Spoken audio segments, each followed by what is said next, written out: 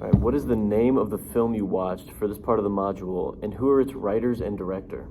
I actually watched Bicycle Thieves, and it was directed by Vittorio De Sica and written by 3 people, actually. There was Cesare Zavattani, Luigi Bertolini, and Oreste Biancoli.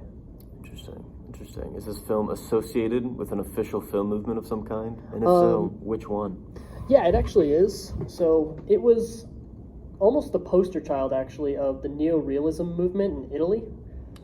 It was a movement that revolved around filming life as it is, because after the war, people were struggling to find jobs and whatnot. So what they wanted to see was other people struggling in the same way, so that they knew they weren't alone. Interesting. Now, can you describe some cinematic choices you observed from the film that confirm it is a part of that movement? Yeah, actually. So they use close-ups a lot.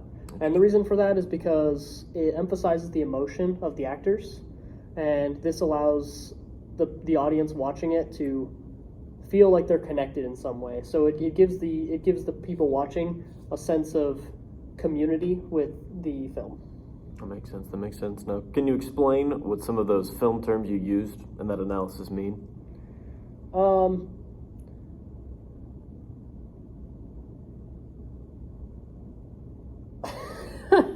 Sometimes you need time to think. It's all right. Well, I mean, I think you went a little out of order, actually, because I hadn't finished the last question. My bad. So yeah, another thing with the previous question actually is the camera was also never locked down. They constantly kept it moving so that people were they were following the action, so they never felt as though they were like left in the dark on some events.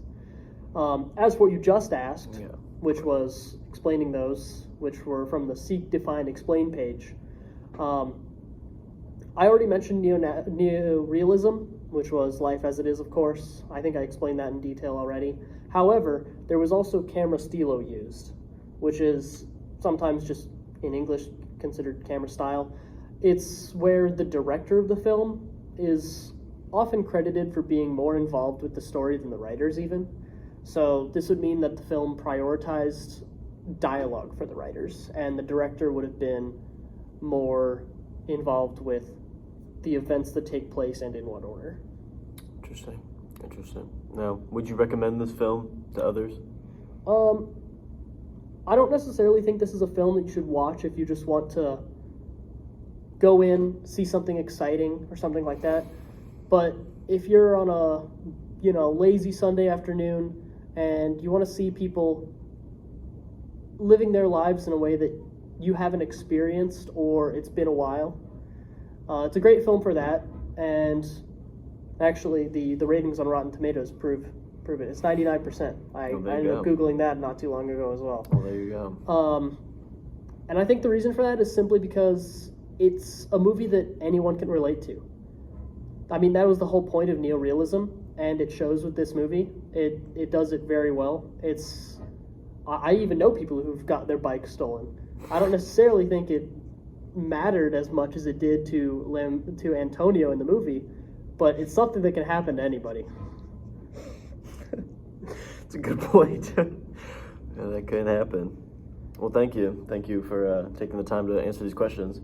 Thank you for having me on my own video. You're welcome.